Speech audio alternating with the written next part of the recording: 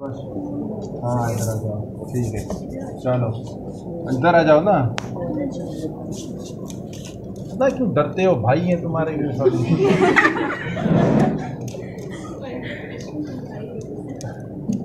बोल दिया करो ना भाई, बस फिर क्या है, फिर कुछ थोड़ी करेंगे बेचारे, गरीब तो होते हैं ये, देखो मासूम से चेहरे। हाँ भाई नूरुल नबी थोड़ा सा ऊपर करो, शाबाश ऊपर करो, शाबाश, ठीक है। कोई भी एग्जामिनेशन करते हैं ना तो सबसे पहले 4 चीज़ें मस्ट हैं। पेशेंट की राइट साइड पे खड़ा होना है और कंसेंट लेना है, इंट्रोड्यूस कराना है और फिर एक्सपोजर, ठीक है। अब मैं पेशेंट की राइट साइड पे हूँ और नूरुल नबी, मेरा नाम डॉक्टर ओम प्रकाश है, मैं आपका मुआयना करूँगा, ठीक है, इजाज़त है, शाबाश, ठीक है। तो फिर उसके बाद हम करते हैं एक्सपोजर। तो ऐसे कंसेंट लेने से पेशेंट के साथ रेपो बनाते हैं, तो रेपो बनाते हैं फिर पेशेंट कंफर्ट हो जाता है, फिर आपको इजीली एग्जामिन करने देगा। बिल्कुल छोटे बच्चे होते हैं तो उनको अब मदर की लैप में एग्जामिन करोगे तो वो इजी रहता है, जहाँ पे बच्चा कंफर्ट हो ना फिर आप वहीं पे एग्जामिन करो। अच्छा ये थोड़ा सा ऊपर करो, शाबाश, और ये थोड़ा सा ऊपर करो, शाबाश। तो वैसे जो जर्नल फिजिकल एग्जामिनेशन है ना, अगर इतना बड़ा बच्चा मिले, आइडियल एक्सपोजर क्या होता है, you should remove this shirt, बड़ा बच्चा है, ठीक है। बाकी फीमेल है तो मॉडेस्टी रखनी पड़ेगी, बड़ी बच्ची है तो मॉडेस्टी, कर्टेंस, ये सारी चीज़ें इंडिविजुअल, तो ये और पूरा आप एक्सपोज नहीं कर सकते, मॉडेस्टी रखनी होती है, एग्जामिनर को बताना भी होता है, I can not do all the exposure and this. और उसके बाद जो है लोअर लिम्स में ये up to the mid of thigh तक एक्सपोज होना चाहिए, ठीक है। तो ये टाइट पहने हुए हैं तो ये होंगे नहीं, अदरवाइज़ जो यहाँ पे हॉस्पिटल की ड्रेसेस होती हैं जो पहनी हुई होती हैं बच्चे को, तो वो आपको यहाँ मिड ऑफ थाई तक आप एक्सपोज कर सकते हो। उसका क्या रीज़न है भाई, चलो यहाँ पे वो मिड ऑफ थाई पे क्या नहीं, ये कोई भी फाइंडिंग आपको मिस हो सकती है। फर्स्ट करो कोई ब्रूज हो, यहाँ पे एक ही ब्रूज है सिर्फ यहाँ पे, तो मिस हो सकता है, पटिकियाज है मिस हो सकते हैं, तो उसकी भी इम्पोर्टेंस होती है। तो बच्चे को ब्लीडिंग डिसऑर्डर है तो सिर्फ एक ब्रूज है जो कि यहाँ उसको गिरने से बन गया है, तो यहाँ पे हो सकता है। तो एक्सपोजर मस्ट है, पूरा एक्सपोजर, ठीक है। तो ये 4 चीज़ें हो गई। उसके बाद जनरल फिजिकल एग्जामिनेशन में आप स्टार्ट करोगे, या तो फिर आप शुरू करोगे एंथ्रोपोमेट्रिक मेजरमेंट से, या एंथ्रोपोमेट्रिक मेजरमेंट लास्ट में करोगे। अब एंथ्रोपोमेट्रिक मेजरमेंट क्या होती है, हाँ भाई,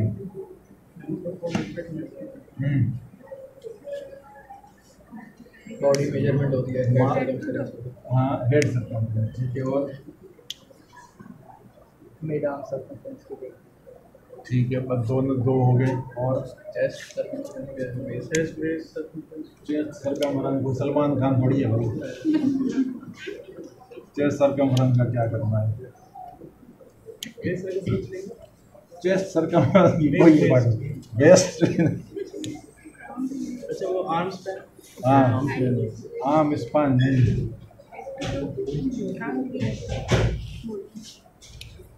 हाँ हाँ क्या बताया, टोटल हाइट, हाँ शाबाश। और चीता है, चीता सर मैंने बताया था हाइट इसमें रिपीट। हाँ गुड, ठीक है। और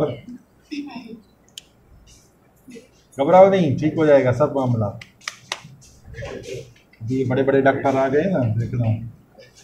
हाँ पेशेंट को ऑलवेज कंफर्ट, आइडियली पता है क्या होता है, आप जब एग्जाम देने जाते हो ना, आपके पास टॉफ़ी होने चाहिए, खिलौने होने चाहिए, और पेशेंट को जितना कंफर्ट होगा, आप लोग ऐसे ही आ जाते हो, लाए हो टॉफ़ियाँ, किधर है, हाँ रमज़ान है, ठीक है, सही है, हाँ जैसे तो देने से मना करते हैं, हाँ टॉफी खाने से मना करते हैं दे, तो चॉकलेट्स भाई खाने में क्या मसला है, हम खुद नहीं अफोर्ड कर सकते तो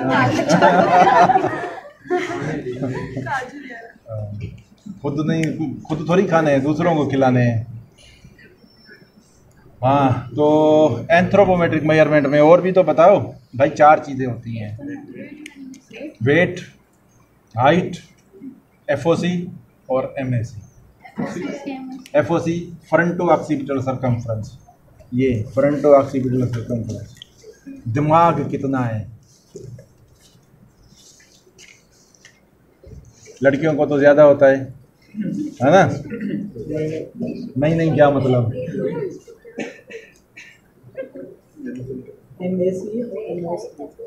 MAUC भी बोलते हैं, MAC भी बोलते हैं। MAUC means mid upper arm circumference, MUAC mid upper arm circumference, या MAC भी बोलते हैं, मिड आर्म सर्कमफ्रेंस। और हाइट हो गया, वेट हो गया। अब एक बच्चा, फर्ज करो आपके पास ये 4 चीज़ें पहले करनी है। अब शुरू करते हैं हम वेट से। एक बच्चा है, छोटा बच्चा है, नियोनेट है, पैदा हुआ, उसका वेट स्केल आपने देखा है? तो उसमें करते हैं हम, बड़े बच्चे को हम वेट मशीन पे खड़ा कर देते हैं। अब एक बच्चा है, उसको बहुत ज़्यादा फिट्स हो रहे हैं ना, बच्चे को आपके पास इमरजेंसी में आया है, जैसे बहुत से बच्चे आते हैं, फिट्स हो रहे हैं बच्चे को। अब पीड्स में होता क्या है कि आप जो भी ड्रग्स देते हो ना, वो वेट के अकॉर्डिंग देते हो, ऐसे नहीं दे सकते हो। पीड्स में जो भी मेडिकेशन होगी, ना ओवरडोज करना है, ना अंडर डोज होना चाहिए, एक्चुअल डोज होना चाहिए। तो अब एक बच्चा फिट्स करता हुआ आ रहा है या बेहोशी की हालत में है, तब उसको कैसे दवाई दें, उसका वज़न कैसे करें? इसके नीचे मशीन डाल दें, हाँ, अप्रॉक्सीमेटली। हाँ, तो ये कर सकते हैं। दूसरा तरीका भी है,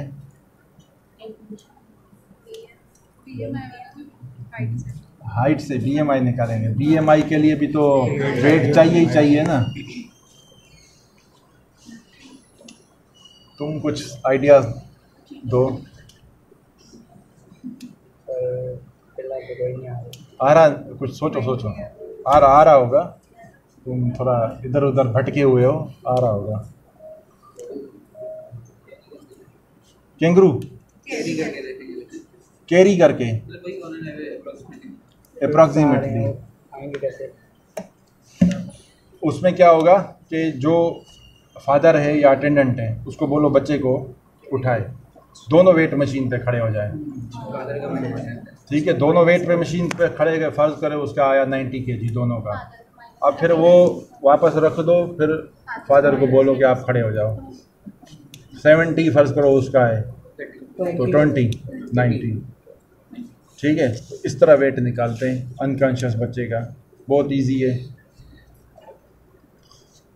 वैसे छोटा बच्चा है, वेट स्केल में डाल दो, बड़ा बच्चा है उसको खड़ा कर दो। वेट मशीन हमेशा जो है ना, टाइट सरफेस पे होनी चाहिए, रफ सरफेस पे नहीं होनी चाहिए, ताकि उसकी फिर रीडिंग रॉन्ग आएगी। वरना ऊपर भी नहीं होनी चाहिए, ज़मीन पे होनी चाहिए आइडियली, ठीक है, वरना रीडिंग रॉन्ग आएगी। बेड पे पड़ी हुई है वेट मशीन, आपने उसमें बच्चा डाल दिया तो एकदम इधर उधर ही फेल कर देगा। तो ये चीज़ें मस्ट हैं, ये चीज़ें एग्जामिनर आपको डाइवर्ट करने के लिए पूछ लेते हैं। चलो छोटा बच्चा है, इसका वेट करो, आप वो वेट मशीन बेड पे पड़ी हुई है, आपने कर लिया तो उधर ही काम पूरा, चलो भाई अगली मरतबा आना।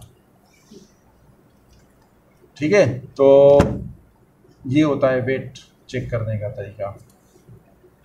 आपको ये ज़रूरी नहीं है अभी, वो आप फाइनल ईयर में या आउटजा में सीख जाओगे कि वेट बर्थ पे कितना होना चाहिए, बाद में कितना होना चाहिए, ठीक है, किस तरह बढ़ता है, 6 महीने के बच्चे का कितना होता है, 1 साल के बच्चे का कितना होता है, फिर फार्मूलाज होते हैं वो लगाने पड़ते हैं। दूसरी चीज़ जो हम करते हैं वो होती है हाइट। बड़ा बच्चा है, मोर देन 2 इयर्स का है, हाइट और लेंथ में क्या फ़र्क है? एक बच्चे की हम हाइट ले रहे होते हैं, एक बच्चे की हम लेंथ ले रहे होते हैं। हाइट और लेंथ में क्या फ़र्क है? ऊपर पहुंचा दिया हाइट स्टैंडिंग में लेते हैं, हाइट स्टैंडिंग में, लेंथ में हेड से नहीं देते। लेंथ हमारे पास लाइन डाउन नहीं जाती, हाइट स्टैंडिंग में नहीं रहती। लेंथ लाइन डाउन लेते हैं और हाइट हम स्टैंडिंग से बताते हैं। सही है, सही बताया तुमने।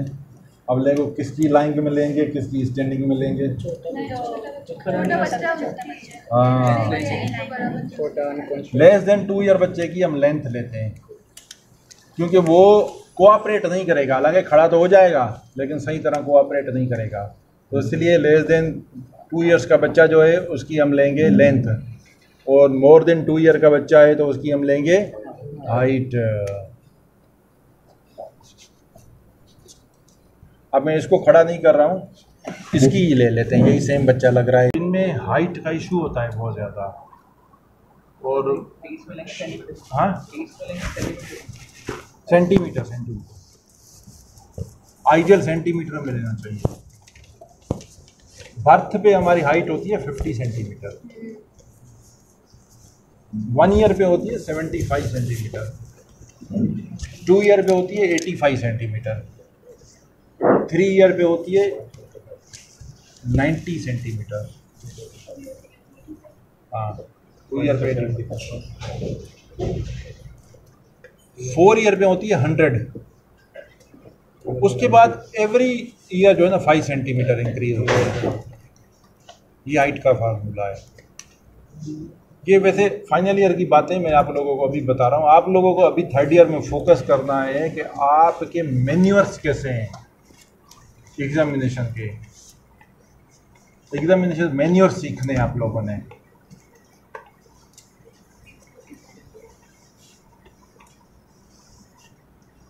तो ठीक है, तो ये आपने इस तरह आपने हाइट ले ली। अब लेंथ किस तरह लेते हैं। लेंथ बेटा सीधा हो जाए, शाबाश, हाथ यूं करो, दूसरा हाथ भी यूं करो, ठीक है, और पाँव मिलाओ, शाबाश, ठीक है। गत्ता दो भाई, गत्ता दो। हाँ, एक गत्ता सीधा सीधा हो जाए। हाँ, एक गत्ता यहाँ पे रखा, ठीक है, ये सीधा हो गया बच्चा। दूसरा गत्ता वहाँ रखो ज़रा। हाँ, इस तरह, ठीक है। एक निशान यहाँ लगाया, एक निशान यहाँ लगाया। अब इन दोनों के बीच का आप मेजर करें। तो ये 2 साल के बच्चे की हो गई लेंथ। और दूसरे ऐसे स्केल्स भी आते हैं जिसमें आपने एक यहाँ पे यूँ किया टक, दूसरा वहाँ यूँ क्या टक, तो दोनों का फिर वो आपको अंदर सेंटीमीटर में और इंच में दोनों में होते हैं, अंदर ही अंदर। तो उसको इन्फेंटोमीटर भी बोलते हैं, ठीक है, क्योंकि छोटे बच्चों का करते हैं। हमारे पास है भी, यहाँ पे हमारे पास इधर पड़ा हुआ है, नर्सरी में होगा अभी, तो वो देख लो। तो ये, और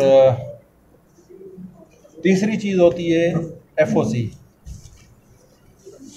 FOC को आप OFC भी बोलते हैं। ये क्या था FOC? हाँ, उसका क्या तरीक़ेकार होता है। ये होता है ग्लेबला, और पीछे जो होता है ऑक्सीपिटल फोरामिनस। इंच टेप दो भाई। देखो, अगर आप लोगों के पास ये हथियार नहीं होंगे ना, ये हथियार हैं, हथियार, तो डॉक्टर रब नवाज आपको आने भी नहीं देंगे वार्ड में, ये समझ लो। हाँ हाँ, देखो 5 चीज़ें तो अभी मस्ट हैं आपके पास। हैमर, स्टेथोस्कोप, टार्च, ठीक है, और मेजरिंग टेप, ठीक है, और हाँ, टंग डिप्रेसर्स भी हों तो अच्छी बात है ना, थर्मामीटर।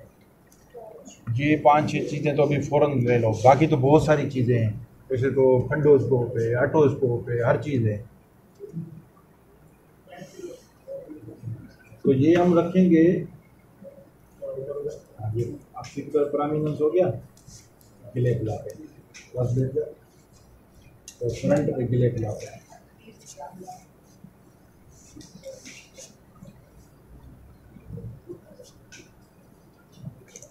ये सेंटीमीटर 50 सेंटीमीटर। ये आपको सिर्फ अभी मेथड पता करना है। ज़रूरी नहीं है आपको पता होना चाहिए कि भाई कितनी किस तरह बढ़ती है, ये ज़रूरी नहीं है। आपको मेथड, आपसे लैंडमार्क्स पूछेंगे एग्ज़ाम में। अभी ये 3rd ईयर वाले देकर गए हैं ना, उनसे मिले हो जो यहाँ से गए थे? कोई मिला है? हाँ, क्या बोल रहे थे? आपकी बड़ी तारीफ हुई है सर। मेरी तारीफें हो रही थी, मैं नहीं क्या कह रही है? डॉक्टर नवाज की बुराइयाँ कर रही है, तभी तो फेल हुए हैं वो।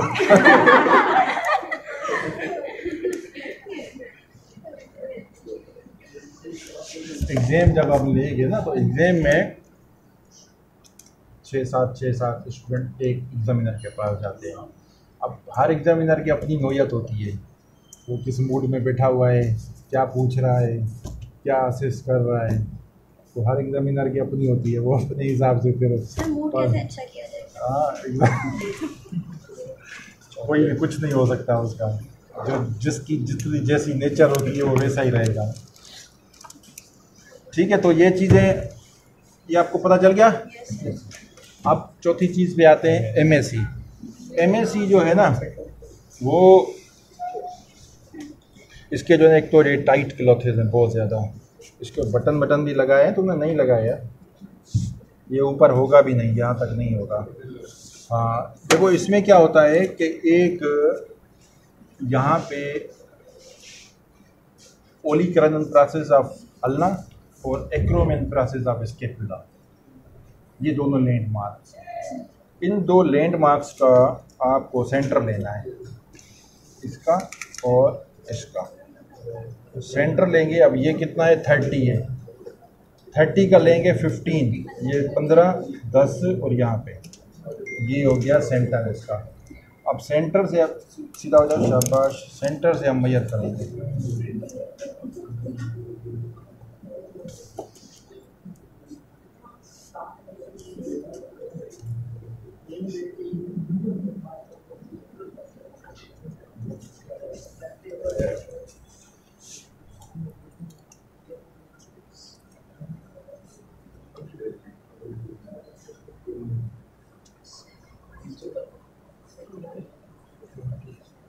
कितना है इसका? 20 है 20 सेंटीमीटर, नहीं बहुत ज़्यादा है। एक्सरसाइज करते हो क्या? हमसे भी ज़्यादा। ये कपड़ों की वजह से आ रहा है इसका, ठीक है।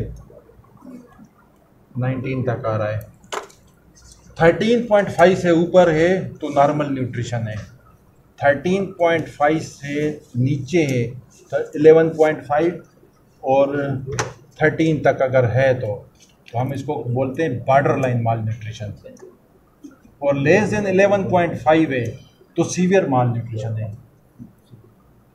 ये जो हमारे पास अभी थर में इशू हुआ था ना, थर में बहुत ज़्यादा बच्चे माल नरिश, तो उनकी ये स्क्रीनिंग टेस्ट होती है, और स्क्रीनिंग टेस्ट इसके ऐसी इंच टेप आती है जिसमें सिर्फ कलर लगे होते हैं, रेड, ब्लू, रेड और येलो और ग्रीन।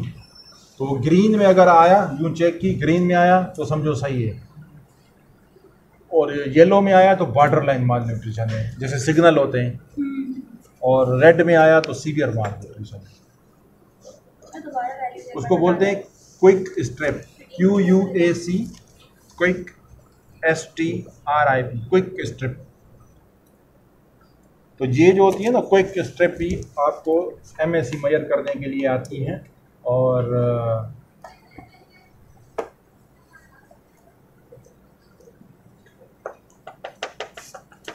बाकी जो वैल्यूज़ है ना वो आपके अगर ग्रेटर देन 13.5 है तो नॉर्मल है, और 11.5 और 13.5 के बीच में आ रही है तो बॉर्डर लाइन माल न्यूट्रिशन है, लेस देन 11.5 है तो सीवियर माल न्यूट्रिशन है। सेंटीमीटर की बात हो रही है। सर ये 2 साल से ये लेस देन 5 ईयर, और ये कांस्टेंट होती है, और MSC की इम्पोर्टेंस 5 ईयर्स के बाद नहीं है, अप टू 5 ईयर्स है। यहाँ गर्मी ज़्यादा है बहुत, है ना। पहले बेड साइड पे जाके वहाँ से पेशेंट को एज अ होल देखना है, इंस्पेक्शन करनी है। तो जो बेड एंड पे खड़ा है उसको एज अ होल देखे, तो हाथ सीधे करो, शाबाश। क्या क्या ऑब्जर्व करना है, देखना है कि बच्चे की लुक कैसी है, सियानोज्ड है, पेल है, जॉन्डिस लग रहा है, ओबीज है, टाल है, शार्ट है, मालनरिश्ड लुक है, ठीक है, कोई ऑब्वियस डिस्ट्रेस नज़र आ रही है या कोई ऑब्वियस स्वेलिंग नज़र आ रही है, एडिमा है, ठीक है। अब इसकी अगर हम बात करें तो ये एवरेज बिल्ड हाइट लग रहा है बच्चा और पेल लुकिंग है। देखो फेस की तरफ देखो, पेल लग रहा है, डिस्ट्रेस में नहीं है, सियानोज नहीं है, ओबीज तो नहीं है ना। हाँ, वो ये एवरेज बिल्ड है, थोड़ी सी कम लग रही है बिल्ड इसकी।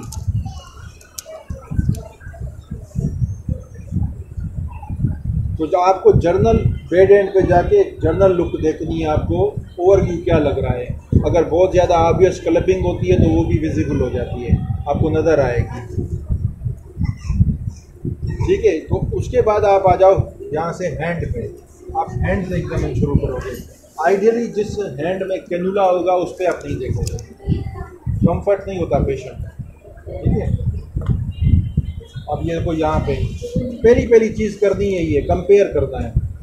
मैंने क्या बोला था, लुक में लग रहा है पेल है, अब यहाँ पे चीज़ कंफर्म हो गई, कितना पेल है देखो। अगर ये क्रीजेस पेल हैं, WHO की क्लासिफिकेशन में 3 चीज़ें आती हैं, लो एनीमिया, सम एनीमिया, सीवियर एनीमिया। अगर बच्चे की रेड है तो नो एनीमिया, अगर क्रीजेस पेल नहीं है, पूरा पाम पेल है तो सम एनीमिया, अगर क्रीजेस भी पेल हैं तो सीवियर एनीमिया। अब ये बच्चा आ रहा है सम एनीमिया, WHO की क्लासिफिकेशन। उसके बाद हैंड में आपको बहुत सारी और चीज़ें देखनी है। पामर इरेथमा क्यों देखते हैं?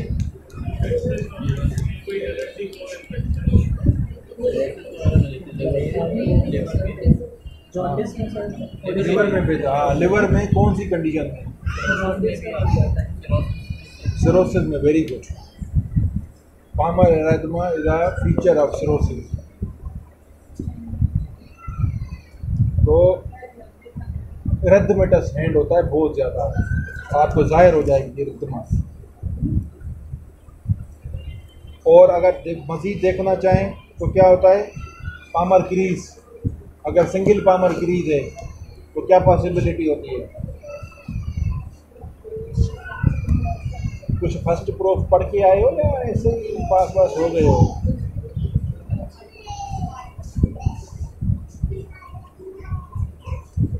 हाँ भाई उस्ताद,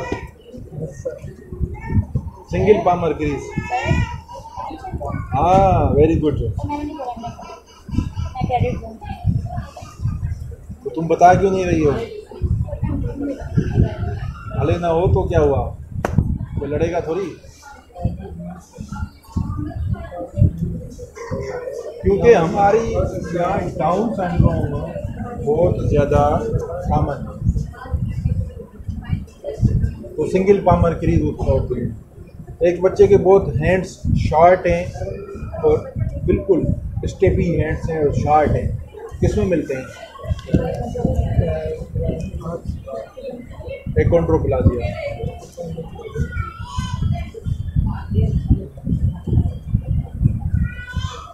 एक बच्चे की फिंगर्स हैं, जितनी फिंगर्स होती हैं उसके 1.5 टाइम्स हैं, बड़ी हैं बहुत ज़्यादा।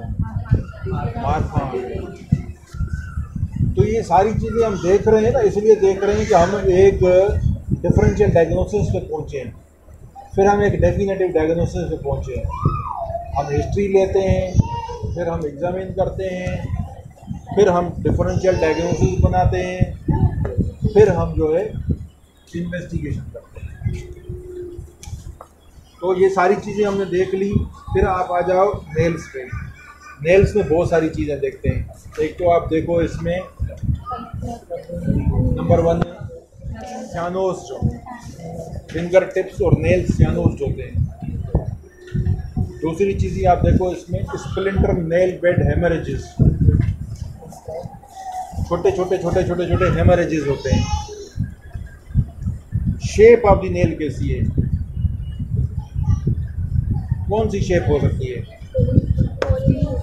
तो एक तो भाई आप लोग बेड साइड टेक्निक का बुक ले लो, हाँ तो वो पढ़ना शुरू करो, ठीक है। आप बताओ शेप ऑफ द नेल क्या होती है? वेरी गुड, किसमें? आयरन डेफिशिएंसी है, ठीक है। तो स्पून शेप, बिल्कुल, या सेंटर से नीचे बैठ जाएगा, फिर स्पून शेप नेल होता है।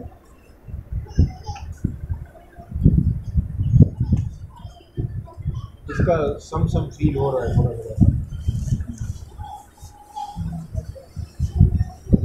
इसकी फाइल देना,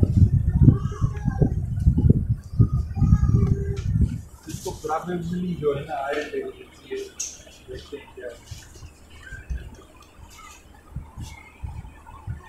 देखो 8.7 HP इसका, बहुत कम है, ठीक है। MCV इसमें दी नहीं है।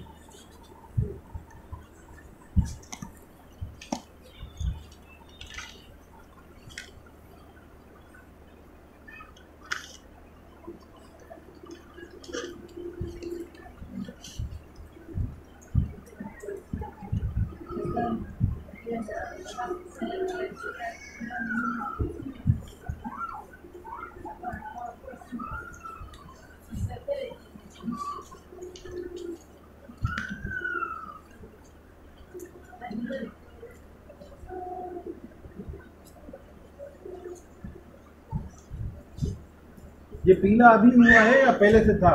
पहले नहीं था। ये इसको डायग्नोज हुआ है टाइफाइड फीवर।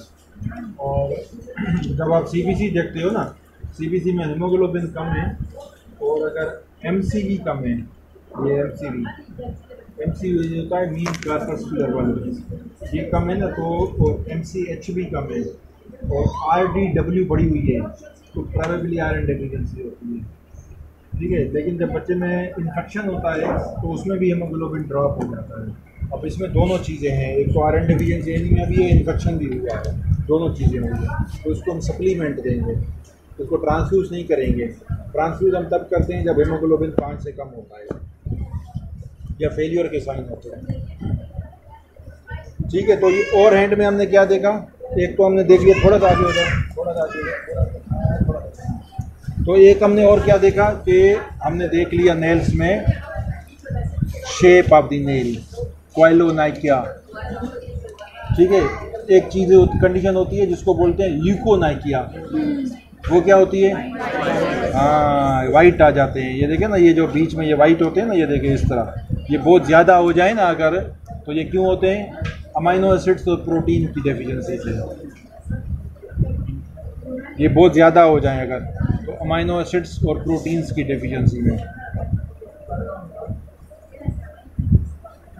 और क्या देखना है नेल में? सबसे ज़्यादा इम्पोर्टेंट क्लबिंग। क्लबिंग देखने का क्या मेथड है? कार्ड से देखते हैं, वेरी गुड। हाँ, तुम लोग पढ़ के आए हो, तुम लोग कौन सी वार्ड से आए हो? पढ़ के आए हो ना। पिछला ग्रुप आया था वो तो कुछ नहीं बोल रहा था, ठीक है। मेडिसिन करके आए हो तभी उन्होंने सिखाया होगा आपको, ठीक है। कार्ड दो भाई, कार्ड दो। कार्ड नहीं है, 24 साल के हो गए हो, कार्ड नहीं है। पाकिस्तान में सभी गरीब हैं, कौन गरीब? ये इस तरह देखना है भाई कार्ड से, तो आपने मेडिसिन में भी सीखा होगा। दूसरा मेथड होता है सिमरोस साइन, इसमें आपका ये डायमंड बनना चाहिए। नहीं बन रहा है क्या? बन रहा है भाई, डराओ तो नहीं। हाँ तो थंब में करो, फिंगर में करो, इसमें भी है भाई, तुम गौर से देखो तो है, ठीक है। तो ये क्लबिंग आपको पिक करनी आनी चाहिए। अगर क्लबिंग पिक करनी नहीं आई थी ना तो फिर समझो कि गड़बड़ है भाई। क्लबिंग की कितनी स्टेजेस होती हैं? 4 बताओ। सर ग्रेड 1 में जैसे कि फ्लक्चुएशन इंक्रीज जाती है। हाँ फ्लक्चुएशन फ्लक्चुएशन वगैरह इंक्रीज नहीं, फ्लक्चुएशन तो बहुत दूर की बात है। हाँ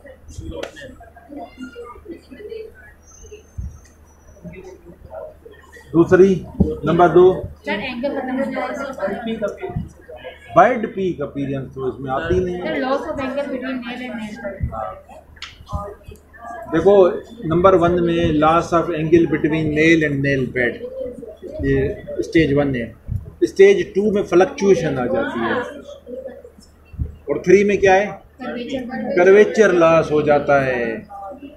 और 4 में वेरी गुड ड्रम स्टिक। आपने ड्रम वो स्टिक देखी है ना जो पीछे वो तो इतनी स्वेलिंग होती है उस पर, तो उस तरह की हो जाती है। तो ये 4 स्टेजेस उसमें। जितनी डिजीज बढ़ती जाएगी ना बच्चे की तो क्लबिंग उतनी बढ़ती जाएगी। क्यों होती है क्लबिंग का रीज़न क्या होता है? हाँ नहीं तुम क्या बता रही हो? क्लबिंग का एनीमिया से क्या ताल्लुक? हाँ क्लबिंग क्यों होती है? रेस्पिरेटरी डिजीज में, पर पीछे पैथोफिजियोलॉजी क्या है? हाँ ऑक्सीजनेशन कम क्यों होती है?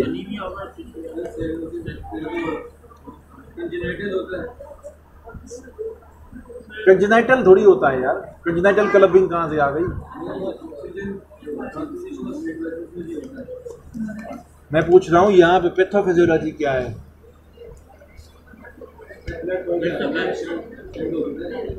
ऑब्लिटरेशन होती है कैपिलरीज की और उसकी वजह से हाइपोक्सिया होती है। जब हाइपोक्सिया होती है, ऑब्लिटरेशन ऑफ कैपिलरीज होती है ना, तो हाइपोक्सिया की वजह से नेल बेड की कैपिलरीज ऑब्लिटरेट होना शुरू होती हैं, तो उसकी वजह से क्लबिंग अपीयर होना शुरू हो जाती है। फर्ज करो कि एक जिस्म का पोर्शन है जिसको अगर ब्लड न मिले तो क्या होगा, और ब्लड खराब मिले, सियानोस्ड ब्लड मिले। सियानोस्ड ब्लड का क्या मतलब है? Deoxygenated blood. हार्ट को नहीं मिलता तो इन्फेक्शन हो जाता है। तो यहाँ पे अगर ऐसी चीज़ होगी तो क्लबिंग अपीयर होना शुरू हो जाएगी। तो ये 4 स्टेजेस आपको पता। अब दूसरा सवाल ये है कि क्लबिंग होती किसमें है? एनीमिया में। तो तुम एनीमिया के पीछे क्यों पड़ गई हो? आयरन डेफिशिएंसी एनीमिया में क्लबिंग तो नहीं होती। अभी हमने देखा आयरन डेफिशिएंसी एनीमिया में क्या था, स्पून शेप्ड नेल्स थे, क्लबिंग तो नहीं थी। हेलो हेलो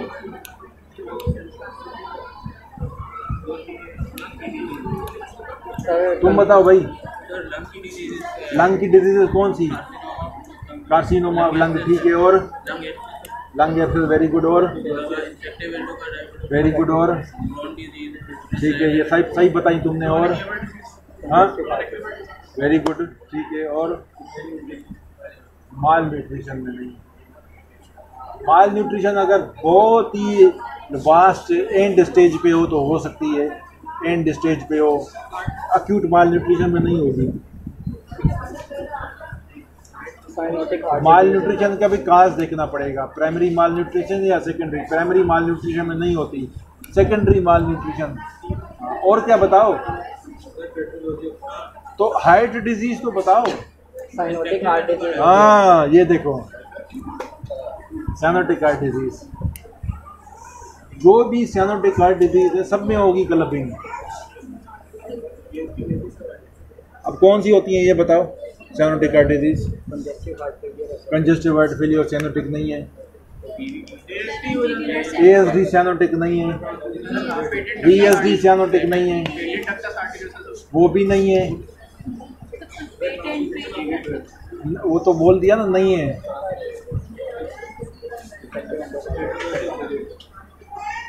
टेट्रालजिया फेलड ये है, लग गया तुक्का। और बताओ? 5T याद कर लो, सारी जिंदगी नहीं भूलोगे। 5T, tetralogy Fallot, tricuspid atresia, truncus arteriosus, transposition of great arteries, total anomalous pulmonary venous return.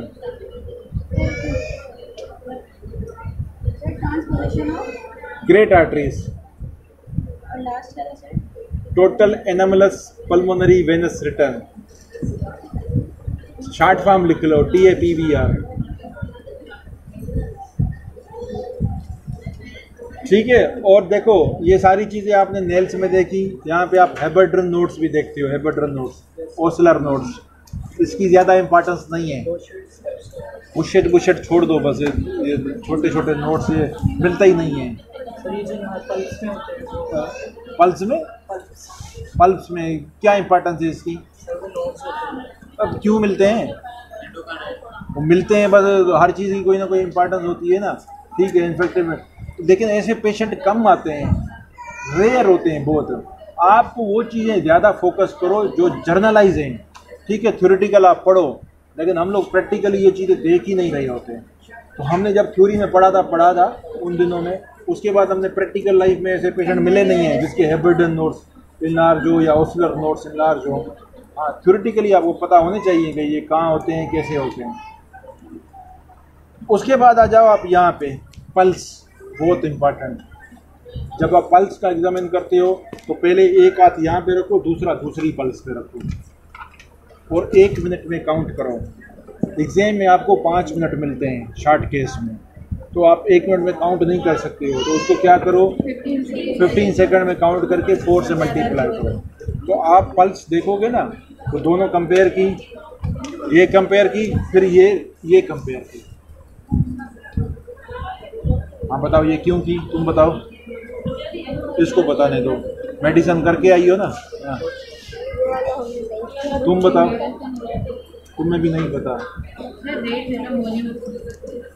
भाई। ये मेरा एक हाथ यहाँ है, एक हाथ यहाँ है, तुम बताओ। ये बताएगा, बताओ भाई, तुम मेरा एक हाथ यहाँ है, एक हाथ यहाँ है, ये क्यों चेक कर रहा हूँ?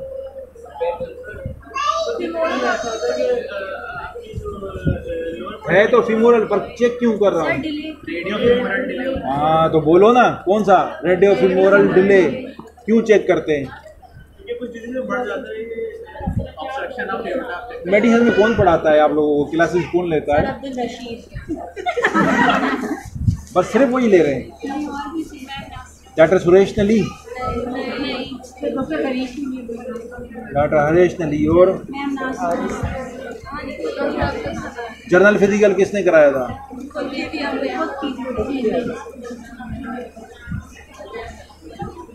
ये होता है रेडियो फीमोरल डिले। एक कंडीशन होती है कोआक्टेशन ऑफ एओर्टा, उसको रूल आउट करना मस्ट है। उसमें क्या होगा कि आपको रेडियल पल्सेस मिल जाएंगी, फीमोरल पल्सेस जो हैं वो नहीं मिलेंगी या डिले मिलेंगी। हाँ, कोआक्टेशन।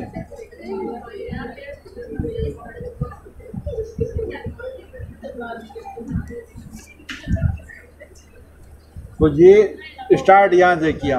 अब आ जाओ पल्स पे। अब पल्स का 15 सेकंड में आपको देखना है कि एक तो आपको रेट काउंट करना है, दूसरा पल्स का रेट, रिदम, कैरेक्टर, वॉल्यूम, ये कैसा है, ये सारी चीज़ें देखनी होती हैं। रेट तो आपने पता कर लिया है कि भाई टेकीकार्डिया है नहीं है।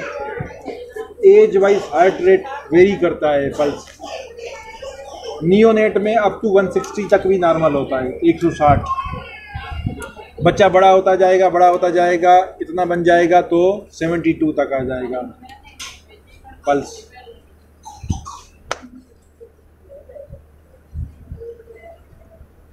तो नियोनेट में अप टू 160। तो हम पल्स देख रहे हैं तो रेट देख रहे हैं कि भाई ब्रेडिकार्डिया है या टेकीकार्डिया है। ब्रेडिकार्डिया होता है तो वो डेंजरस है, टेकीकार्डिया होता है तो दूसरी चीज़ें हमें देखनी पड़ती हैं कि बच्चा फेलियर में है या कोई और रीज़न है टेकीकार्डिया का। एक बच्चा एनीमिक है तो उसमें क्या मिलेगा, ब्रेडिकार्डिया मिलेगा, टेकीकार्डिया? टेकीकार्डिया। क्यों मिलेगा टेकी? कंपनसेशन करने के लिए हाँ, तो हार्ट को देखो ज़्यादा काम करना पड़ता है। जब हार्ट को ज़्यादा काम करना पड़ेगा तो आपको पल्स भी बढ़ जाएगी। हाँ नथु तो काम हुआ या? ये डॉक्टर नथु मल है भाई, पहचानते हो जो अभी गए थे? आज क्लास किसकी? अच्छा ली थी इन्होंने आज? है होगी अभी। ठीक है, तो ये आपको अब पल्स में क्या था हम? हाँ, क्योंकि एनीमिया में आपका बॉडी को ऑक्सीजनेटेड हेमोग्लोबिन तो चाहिए ना, हेमोग्लोबिन कम है तो हार्ट को फिर ज़्यादा काम करना पड़ता है। तो जब हार्ट ज़्यादा पंप करेगी तो डेफिनेटली टेकीकार्डिया होगी। तो रेट हो गया, रिदम देखनी है, पल्स कंटिन्यूसली नॉर्मल कर रही है पंप या नॉर्मल नहीं कर रही है या इरेग्युलर है। फिर उसमें हमें देखनी होती है रेगुलरली रेगुलर है या इरेग्युलरली इरेग्युलर है। ये आप लोग देखो, सारी चीज़ें जो है ना अब फ़ौरन भी नहीं आएंगी, आपको बुक्स पढ़ने भी पड़ेंगे। ऐसे नहीं है कि सारी हम लोग आप लोगों को स्पून फीडिंग कराते जाएं, आप लोगों को खुद भी एक्सपर्ट लगानी पड़ेंगी। पढ़ो कि रेगुलरली रेगुलर हार्ट रिदम जो आ रही है वो रेगुलर आ रही है या इरेग्युलर आ रही है। बाद औक़ात मिस बीट हो जाती हैं, तो हार्ट की अर्जमियात की वजह से होती हैं। करेक्टर कैसा है, वॉल्यूम कैसा है, लो वॉल्यूम है या हाई वॉल्यूम है। अब लो वॉल्यूम क्यों है, हाई वॉल्यूम क्यों है पल्स, ये आपको कम से कम इतना डिफ्रेंशिएट करना आना चाहिए। भले आपको अंदर की पैथोलॉजी पता ना हो कि भाई लो वॉल्यूम क्यों होती है, हाई वॉल्यूम क्यों होती है, ये थर्ड ईयर की लेवल पे हम एक्सपेक्ट नहीं करेंगे। लेकिन आपको ये आपने पल्स पे हाथ रखा, देखा कि पल्स लो वॉल्यूम है या हाई वॉल्यूम है। जैसे अगर हाई वॉल्यूम की बात करें तो पीडीए में हाई वॉल्यूम मिलती है, पेटेंट डक्टर्स आर्टियोसिस में। शॉक में होगा बच्चा, लो वॉल्यूम मिलेगी। ठीक है, समझ गए? वॉल्यूम यही तो पता चल रहा है, आपको फीलिंग है, आपकी फीलिंग है कि फिंगर लिफ्ट ज़्यादा हो रही है, आपकी बड़ी बड़ी पल्स आ रही है, उसका वॉल्यूम ज़्यादा लग रहा है, ये फीलिंग है। सर डिहाइड्रेशन में क्या होती है, लो वॉल्यूम हो जाएगी डिहाइड्रेशन में, क्योंकि डिहाइड्रेशन में बच्चा आहिस्ता आहिस्ता जितनी डिहाइड्रेशन बढ़ती जाएगी बच्चा शॉक की तरफ जाएगा। तो शॉक में आपको लो वॉल्यूम, जिसको हम बोलते हैं feeble pulses, low volume pulse. उसके बाद आप आ जाओ यहाँ पे, ब्लड प्रेशर मेजर करोगे। यहाँ पे आपके पास बीपी एपरेटस भी होना चाहिए, बिल्कुल। नियोनेट का भी हम बीपी ब्लड प्रेशर लेते हैं, नियोनेट का भी कफ साइज डिफरेंट होता है। 4 किस्म के कफ साइजेस होते हैं। नियोनेटल का कफ अलग होता है, टोडलर का कफ अलग होता है, एडोलिसेंट का कफ अलग होता है, अडल्ट का कफ अलग होता है। कफ की साइज होती है। नॉर्मली जो कफ होना चाहिए ना, वो इतना होना चाहिए कि ये जो है आपका 2/3 of the upper arm span cover करें। 2/3 जितनी ये आर्म है ना, इसका 2/3 कवर करेगा। इतना फर्ज करो, 2/3 इतना कवर करना चाहिए, अदरवाइज रीडिंग रॉन्ग आएगी। कफ आपने बड़ा लगा दिया, पूरा यहाँ से लेके यहाँ तक लगा हुआ है कफ, बड़े बच्चे का या अडल्ट का आपने बड़े छोटे बच्चे को लगा दिया, तो अगर पूरी ये आर्म वो हो गई तो आपकी रीडिंग रॉन्ग आएगी। अगर इसी तरह आपने अगर बहुत छोटा लगा दिया नियोनेट वाला बड़े बच्चे पे, तो फिर भी रीडिंग रॉन्ग आएगी। तो आइडियली कहते हैं cuff size is that should cover the 2/3 of the upper arm span, ideally होती है। ठीक है, तो यहाँ पे आपको बीपी मेजर करना है, ब्लड प्रेशर, तो वो आपको मेथड सीखना पड़ेगा। सिस्टोलिक किस तरह करते हैं, डायस्टोलिक किस तरह करते हैं। हाँ नहीं होता सेम ही है। हाँ, कफ का साइज अलग है, मेथड वही है, मेथड वही है, कफ का साइज अलग है। चलो ठीक है। सर मैक्सिमम प्रेशर कितना लेके जाते हैं? मैक्सिमम प्रेशर आप देखो, बच्चों में ज़्यादा से ज़्यादा 120 130 तक होता है ना मैक्सिमम। अब इस बच्चे की बात करें तो आपको आइडियली चार्ट पे लगाना पड़ता है। पीडियाट्रिक्स में सारी चीज़ें सेंटाइल चार्ट्स होते हैं। वेट का सेंटाइल चार्ट होता है, हाइट का सेंटाइल चार्ट होता है, बीपी का सेंटाइल चार्ट होता है। इसलिए paediatric field is different from medicine. वो ड्रग्स भी जो हम देते हैं वो किलोग्राम के हिसाब से देते हैं। तो ये ब्लड प्रेशर के भी सेंटाइल चार्ट आते हैं। अब कब बोलेंगे हम कि बच्चे का बीपी बढ़ा हुआ है? जब उसका सेंटाइल चार्ट में प्लाट करेंगे ना, 95 सेंटाइल से ऊपर आएगा।